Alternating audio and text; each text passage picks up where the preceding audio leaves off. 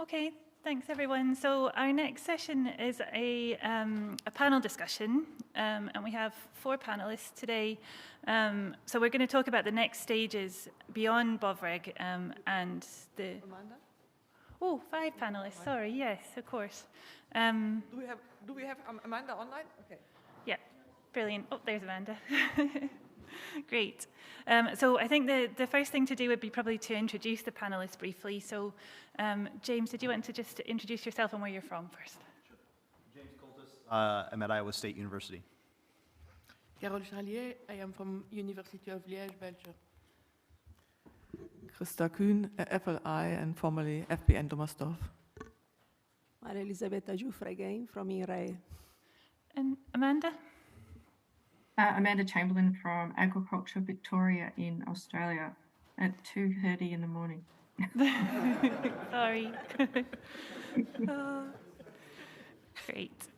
Okay. Brilliant. Thanks, everyone. So I have a few questions to pose to the panel. And the first question is actually a question that James posed on the first day, really. And that was how we can continue with functional annotation research in the light of the strong pressure from the funders, so the EU Commission, the European Union, and funders in the US to proceed to a practical application of all the functional annotation data. So it's unlikely we'll see the same level of funding again as we've had for BovReg, Aquafang and GeneSwitch, and how we make use of the functional annotation and move to a route to application. So I'm going to pose it to James first, since he asked the question on the first day. Very good. Well, I had listed quite a few different ideas, but I think sort of the low-hanging fruit for getting started is thinking about single cell and moving from bulk tissue data to single cell data, and figuring out how to better link function to that single cell data. If you were talking also about going to function and how to link genotype to phenotype, are we going there, or are we holding off on that for a bit? No, you can go. Okay. Then, there are already in the human community folks doing EQTL work in single cell as well. I think that's something that's coming, and we can envision a whole area of FANG work, I think, just in single cell, and then figuring out how to leverage the existing resources that we have.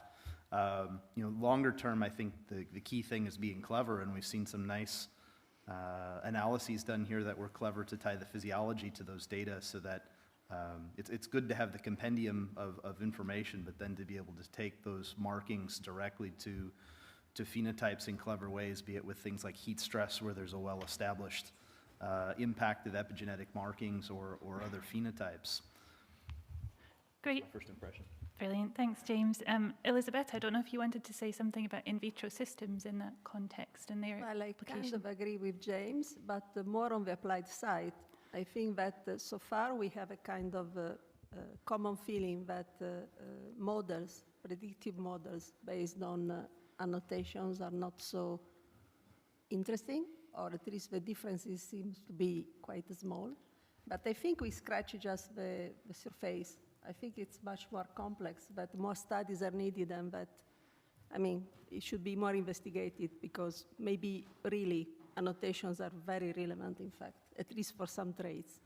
So yes, we should move on, and the part of the funding, not much to do about that. I think annotation is a never-ending process, so somehow there should be a kind of action that is going on, and not just going from call to call, and that's the main issue, I think. Yeah. So a consolidated action. Amanda, do you have the same steer in Australia from the funders around finding a route to application of the data? I think your group's been particularly good at leveraging functional annotation information. I think probably I can't comment on how easy it is to get funding. I think it's hard to get funding everywhere at the moment, but I guess our approach to it is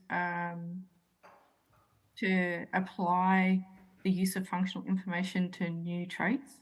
So, lots of people are looking at how the functional information contributes to well-established traits that we're already predicting really well with genomics. And I think the real benefit's going to come from the new phenotypes that we're interested in. So for us, that's health and fertility, and also like climate type phenotypes, methane emissions, that sort of thing.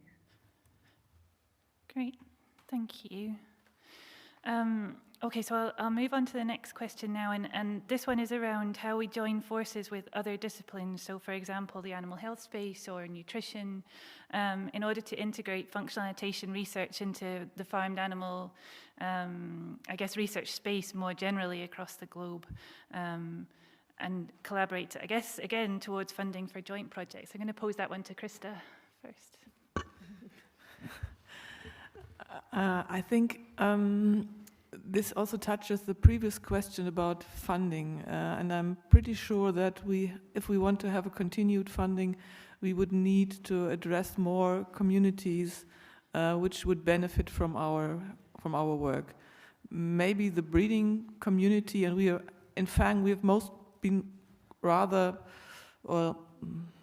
focused on the benefit of the breeding industry, which would make benefit then from our data. But I think they are valuable much more beyond this, and this might even attract other areas of stakeholders too, which would then make these projects more attractive to national or international funders. For example, when we think about animal health, and James, you just mentioned the single cell work, the entire field of veterinary medicine, for example, when they work with immunology, with immune response, they would so tremendously benefit from joining forces. And I think our next goal should be to move on to these communities. We see the same in physiology. When you look at the literature, 10 years ago, in almost no physiology journal there was anything about gene expression, whereas nowadays RNA-seq differential expression analysis is one of the essential points of many physiological studies. So I think we have to widen our view and maybe provide some showcases where we take a look at maybe some target fields where we can showcase how this interaction would make a difference. And with this showcase then go beyond and try to attract more funding. That's something I think we should focus on. We can't do everything, but let's think about 2 or 3 showcases where we really can demonstrate that joining forces with these disciplines makes a huge difference, and then going to the respective stakeholders and say, okay, here is what we can provide, please, we have something to offer. We need also funding to get this done. Thanks, Christa. So, Carole, your group was very successful in identifying a structural variant and enhancer for mastitis resistance, I believe. Could you talk a little bit to that, and how you potentially think we might have other examples, or how we reach that goal again? So, difficult question, but I truly believe that what we are doing in transposable element regulation is probably going to be quite useful for the functional annotation of the genome. And just to come back to what was said before, what I would love to do really is to look at specific physiological key point in the life of an animal. And so, for example, I'm sure that for the moment we are focusing on very specific stage, either before birth or juvenile or adult, but what we are missing is the dynamics of the evolution of the landscape of both expression and regulatory element. And for example, when a calf is going from milk feeding to solid, there is probably something that is big that is happening, and looking at the dynamics at this key point could bring us a lot of information about biology and about what is really important for an animal to successfully pass this key physiological stage. Okay. Great. Thank you. Does anyone in the audience have anything to speak to that point? No? Okay. Oh. What do you think about the contribution of the microbiome? Sorry, I have to ask that. That's okay. No, that's fine. That's what this is for. Would anyone in the panel like to take the microbiome question? Amanda would as well, Christa. But Christa first and then. Amanda? Go ahead.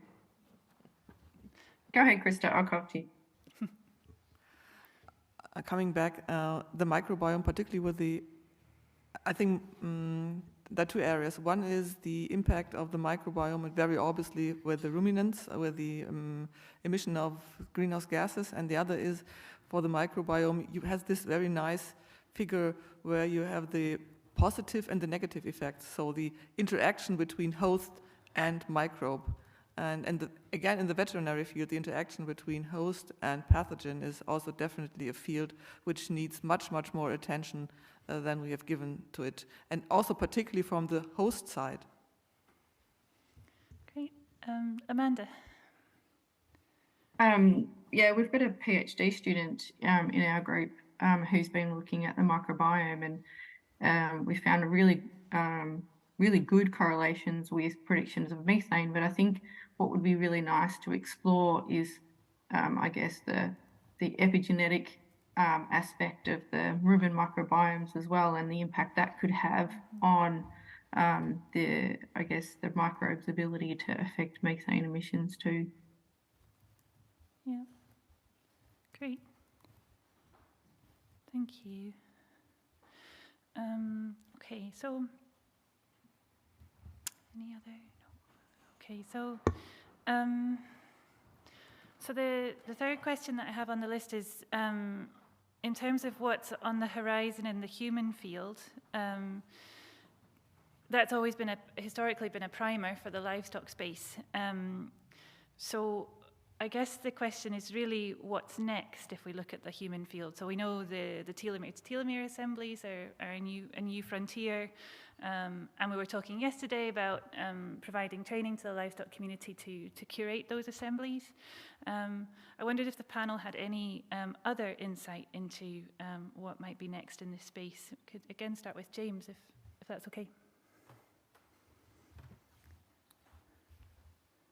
Yeah, so I previously mentioned the single cell EQTL work. That's one potential area. And along the idea of pangenomes, I think is starting to think about, granted it's longer term, but pan-epigenomes. Yeah. And working towards getting the right samples. So there was discussion about biobanking and doing these things. So if you're planning strategic resources, maybe today it's not quite the time to jump in on all of those samples to get the pan-epigenomes, but you can plan wisely so that as you move forward, maybe you can get some key pan-epigenomes now and then extend upon that, because I imagine it will take some time, but I imagine putting that information together in an evolutionary context would be quite meaningful.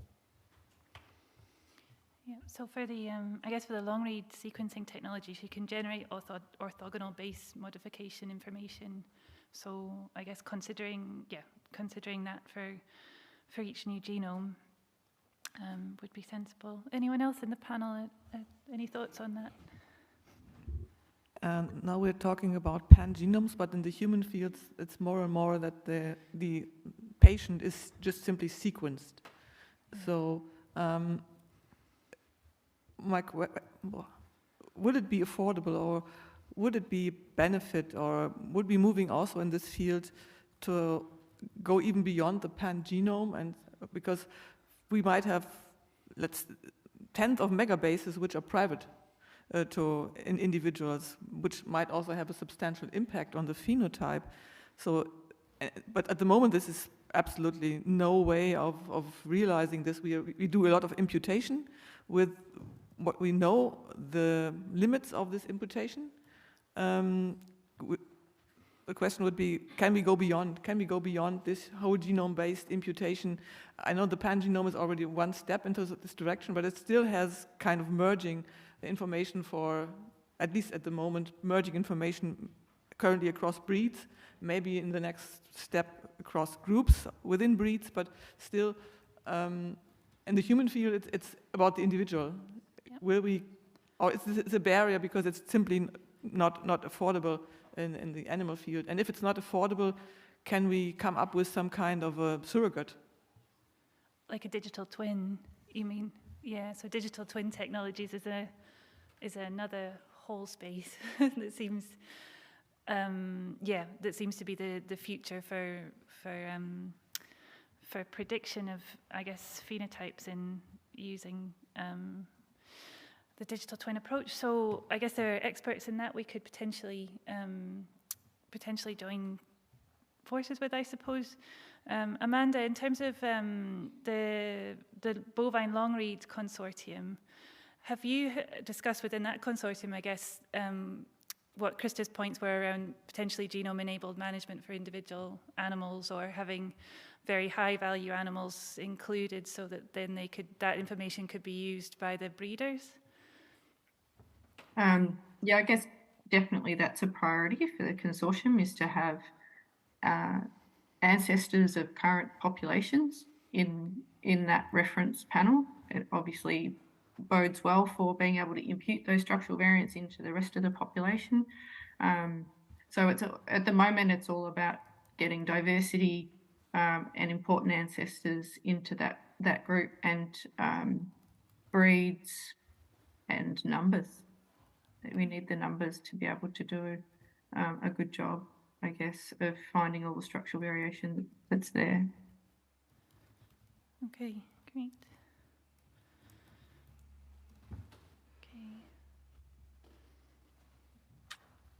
Okay. Oh, there is a question. Michelle. Thank you. I had two comments. First of all, about the projects which have ended. When we speak about reference panels or merging different information on the same sample. So I know some samples of gene switch have been put in our biobank in Jouy. What about other samples or samples from BovReg or Aquafang? Is it done, or do you still have some samples where people could add new measures? So this is my first very technical question. And my second one refers to the ethical work package of BovReg. Why would we like to go further and further, understand this or that? I think we have to get the question always, not stop there, but always. It's a question of responsibility. The more powerful techniques we get, the more responsible we must be. And this is not myself, it was written by Kant already. Because we had a brainstorming in our group 2 years ago, so what is it about ethics and what do we do? And finally we concluded, but finally the more technical, the more fancy it is, there is a fascination for the researchers by the fancy techniques. And finally, it can go faster and faster, that exactly for that reason that we need to take the time to think of it. And so when you speak more about this, well, I have the structural variants, I have the transposable elements, okay. So for which objective? Is it adaptation of the animal? Is it welfare? Where do we want to go? So it maybe not well, for sure it's not easy question, but it's maybe not for a research project, I don't know, or for several research projects. But okay, so this is the two questions, one very technical and the other a bit more philosophical. Okay, let's tackle the first question first, which was around biobanking of the samples, the easy one. So gene switch is covered, but Elisabetta, do you have anything more on gene switch biobanking of samples to add? We put aside the samples. Now we had the repeated number of assays, so samples squeezed, the number of samples available. But yes, we deposited them in the CRB ANIMA with Michel. That's great. And also some samples were stored apart for generating organoids in the future. Of the same animals. That's all we could do. Okay, and then Christa for BovReg. For BovReg, we had the situation that the 6 samples that were collected for BovReg had already been sampled before the project, so there is no project directly sampling. However, I think from the juvenile, most of the time the amount of sample that would be there is almost done, I would assume. Carole can comment on that. I don't know what about the Canadian samples, if they would be available for the BovReg samples from the FBN. I think a little bit ridiculed, I think there are hardly any 2 animals in the world, or 2 cattle animals in the world, which have been as intensively investigated as these 2 FBN animals. So for, at least for the males, we know for each and every day what they ate. We even know the beef quality of the meat. So they would be with extremely rich metadata, and for some of the tissues there would be some remaining samples for common biobanking. But this would be really very, very valuable because they are connected to so many different investigations. Yeah, but they would be available, yeah. But you can comment, Graham. In the case of Canada, we have 4 animals for each time point. So we have juvenile animals and the other time points as well for all of the tissues, probably with the same errors that we have on the 2 animals that were analysed. If you remember, not all of our tissues group in the right place. Yeah, you had 4 animals, in total 2 males, 2 females. Yeah, for each time point. Yeah. And if I can just add that for the 6 BovReg animal, we still have remaining material available for nearly all the tissue except the really small one, yeah, like pituitary and things like that. But Sorry? How do other researchers would know about this?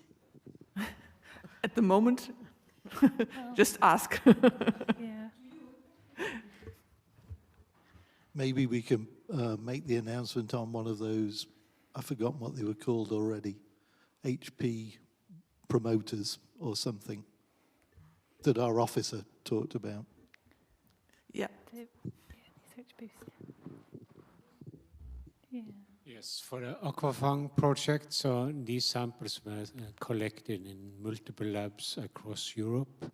There's not a systematic storage of samples, so probably labs will have some samples left if we ask for it, but there's no funding for biobanking. But that said, I think we were I think we did a very good job on metadata, so in describing the samples when we collected them. So that's also to have in mind. So what kind of status is this? How was how age and what, all kind of description of the individual when we collected the samples. Yeah, so also when the data is submitted, they need biosamples accession, so the information for at least the samples that have data associated should be in the biosamples database anyway, so it would be possible to find them in the biosamples database, just not advertised. Yeah, exactly. There's no knowing that information. I can say, I mean, the amount of samples is kind of important thing, because when you look at the developmental stages, you find out that when the embryo stages are similar, you have already Tiny. pool, as we had to, and then samples finish very fast. So unless you dedicate really resources to make something which is available to the community, and so you make really abundant, it's a project in itself. Yeah, okay. Emily, just to say, if I'm advertising, I may as well say the animals that we have for Canada all have phenotypes of both feed intake and methane emissions. Great. Thanks, Graham. James, did you have something to add there? I was just going to say, in the U.S., all of our samples were collected ahead of time, so kind of forethought on banking samples was critical, especially the folks that took so much care to collect the samples from the L1 Hereford line that was used for the genome reference, and then to keep samples from parents and offspring, really important. Yeah. Yeah, great. Okay, Donald. We can move on to the next question now that Michelle posed, which, just to briefly summarise, was around ethics, wasn't it? And the responsibility that we have with the data and the outcomes, I think. So if Donald remembers the detail of the question, he can answer. Microphone. Thanks.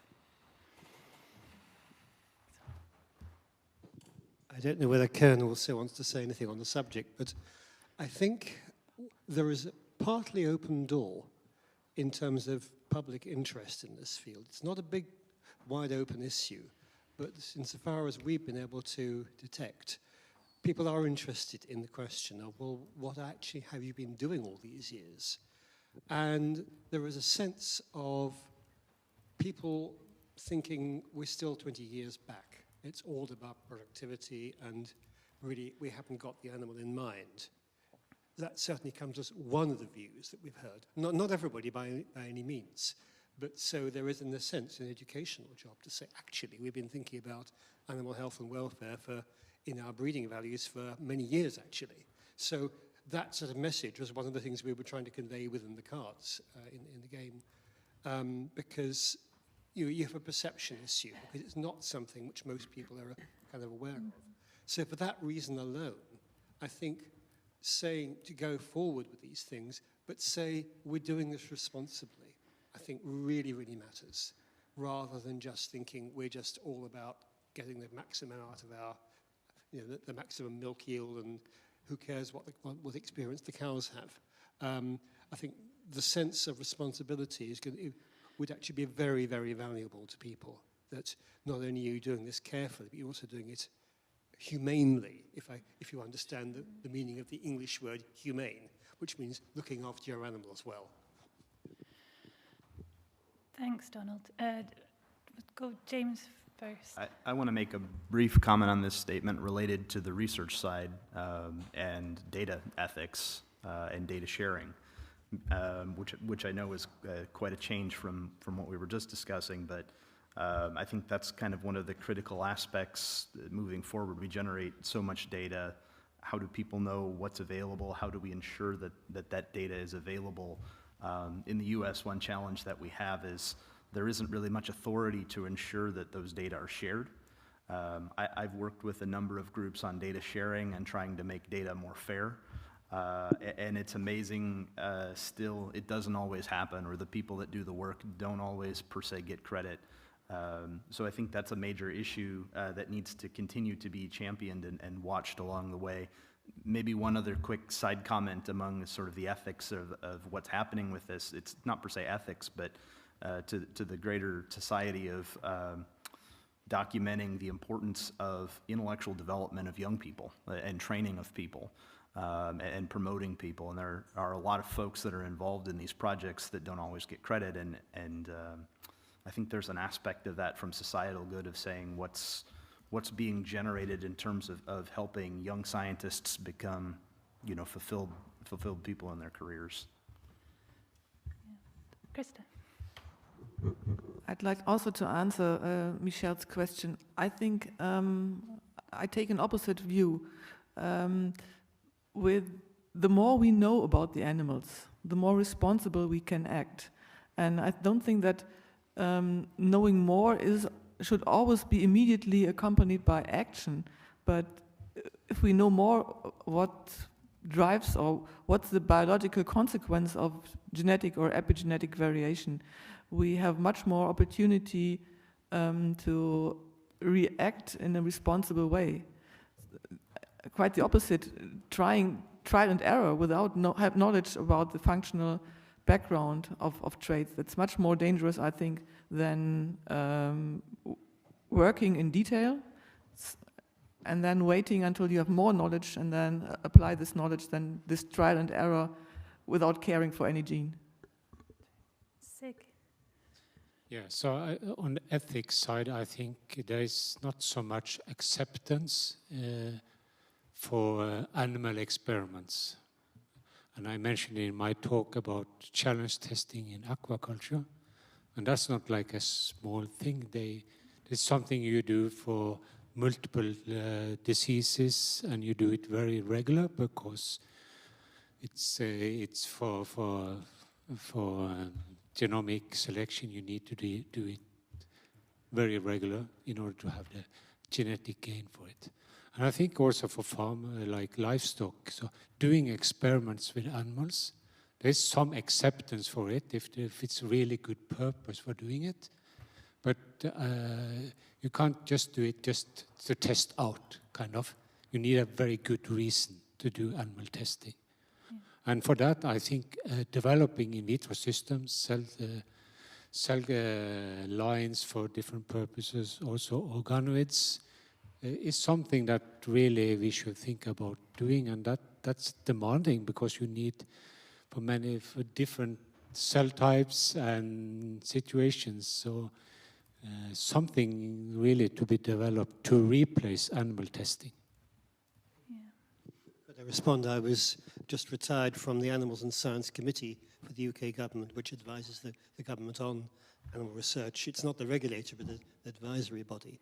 And the whole area of alternatives, the replacement part of the 3 Rs, is just growing bigger every day.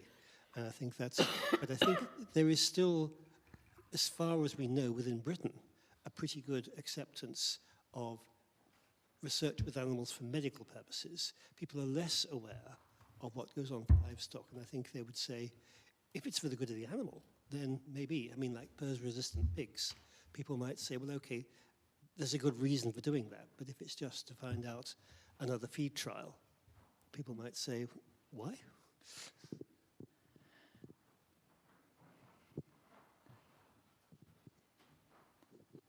Yes, thank you.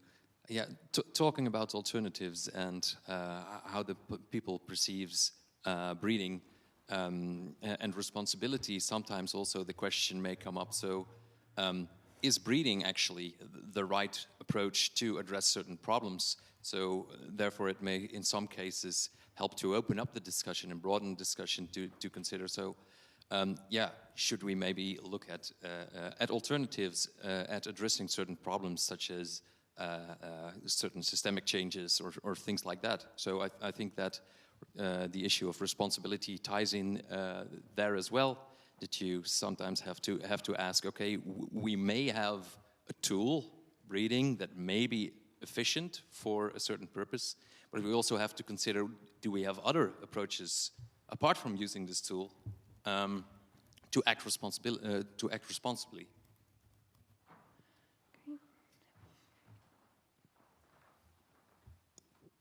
I think that's another important issue, because we can do, for example, it could be important to breed for feed efficiency, because you want to utilize the resources in the most efficient way to feed as many people as possible.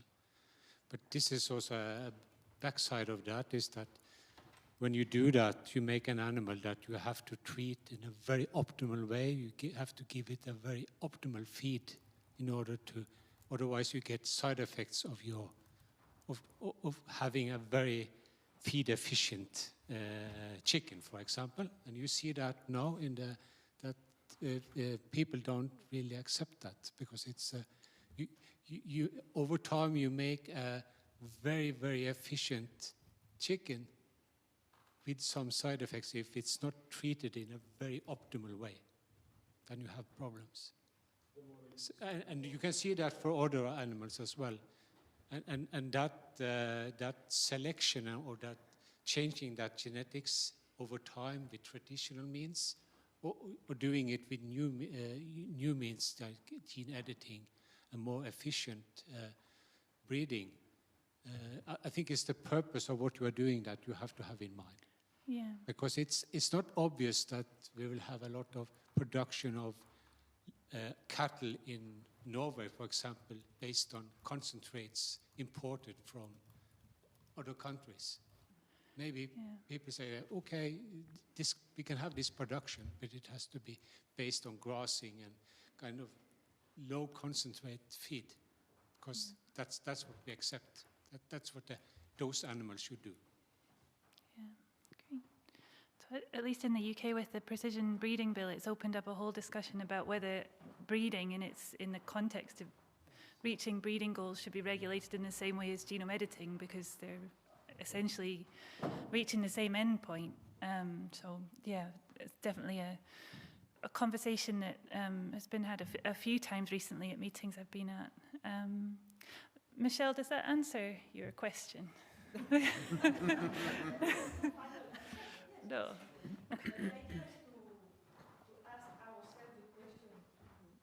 No, the idea is not, well, just to say that I was a bit shocked, I must say, by the citation of this paper in 2021. We are just combining proven techniques. It is just an acceleration, so there is no ethical challenge. Yes, acceleration is an ethical challenge.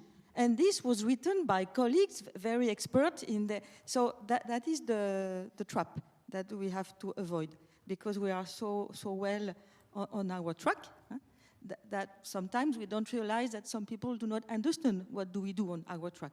So it's just this. It is not to stop what we are aiming at, because also we have our curiosity and knowledge.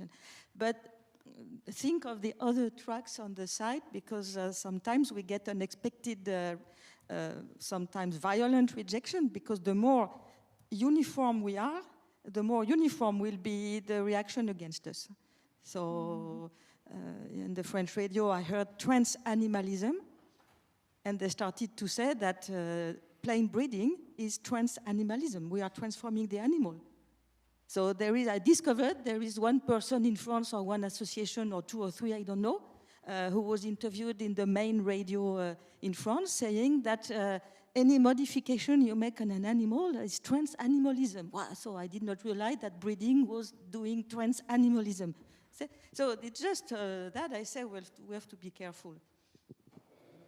Great, thank you. Elisabetta, do you have a point? I was just thinking that it's true. Nowadays we have really to be careful always, but I wonder if it leads anywhere, because finally it's like that. Society should be really kind of restructured or reinvented to give a basic things, the basic skills in school to really understand correctly some aspects, I think.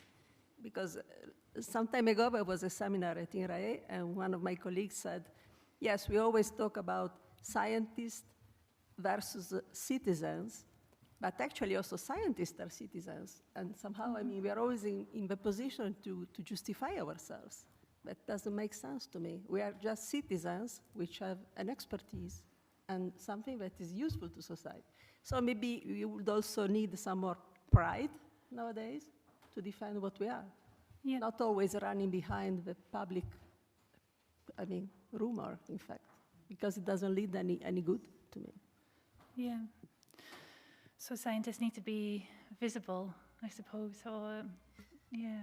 I don't know if there is an easy way to do this. I think there is a lot of education and actions on the public, on the people, to really say, to really convey what you are, what you are doing. Yeah. I think we're almost out of time at the moment. I could give Christa the last point to make if you have one. You could make a general point on the future now, or sorry to put you on the spot. I don't think so. I think we've heard so many news, so many new knowledge. Maybe one point is, which we haven't addressed in this panel yet, is how we continue interaction globally.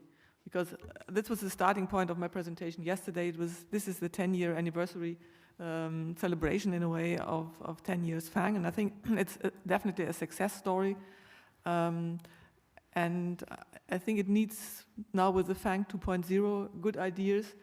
This is also good ideas to interconnect with other communities, and I think this is something which we should continue, because this might be a solution to many of the problems which have been raised here today in the panel. For example, to bring other people in, to get some funders, attractiveness. So that's something I would probably advocate, to that we stay as even though we have our different competition, definitely, we have our different funding bodies, but that we come together as a community, because we are way too small to be, that we can afford to split ourselves into different groups, subgroups and sub-subgroups. That's probably a plaidoyer from myself at this stage here. Thank you, Christa. I think that was an excellent point to end on. So thank you all the panelists.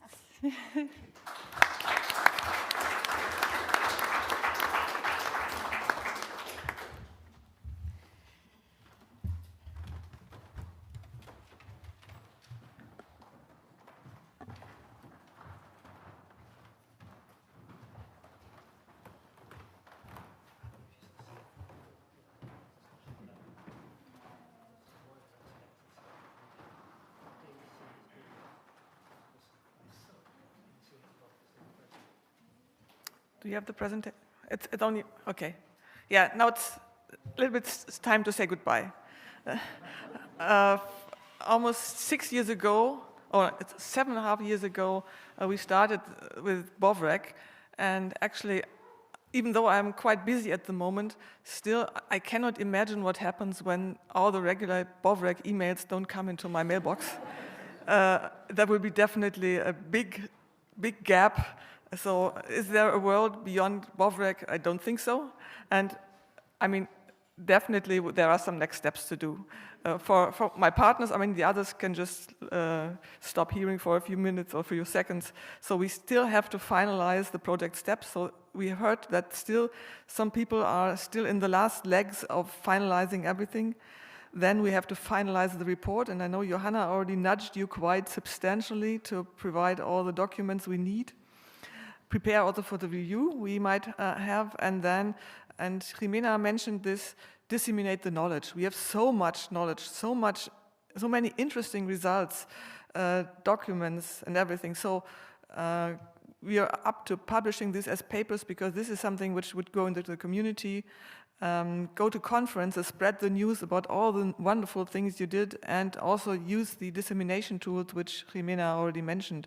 So I think we are by far not ready yet. So for me, these 6 years or 4 years of project were just work, and now the fun starts, because we have all the data in, we can explore, we can cross-dissect, and I started digging into some data, and it's really fun, because they are such a marvelous quality, and we can so much obtain from those data. So please continue doing so.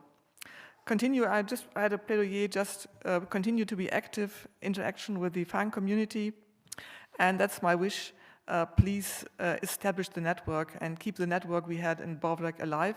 I mentioned the friendships we established, and it would be really nice if we can continue in one or the other way also in the future.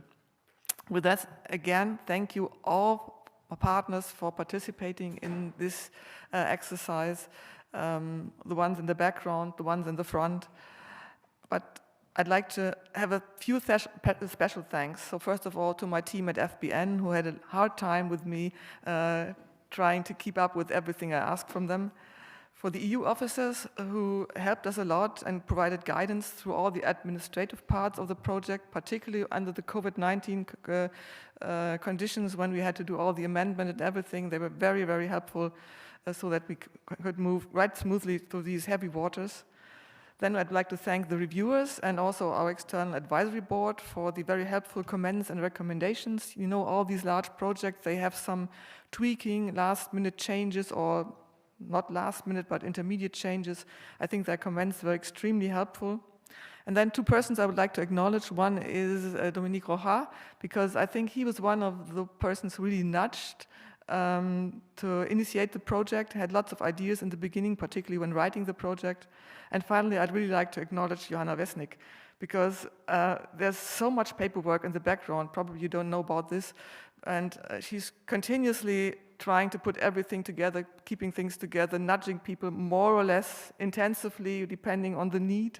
So my very special thanks to her, and please keep her happy again, because she will retire after BovReg. So make it a good last experience for her in the project. Thanks a lot for all of you, and I'm really hoping forward to seeing and meeting you and collaborating with you in the future. Thanks.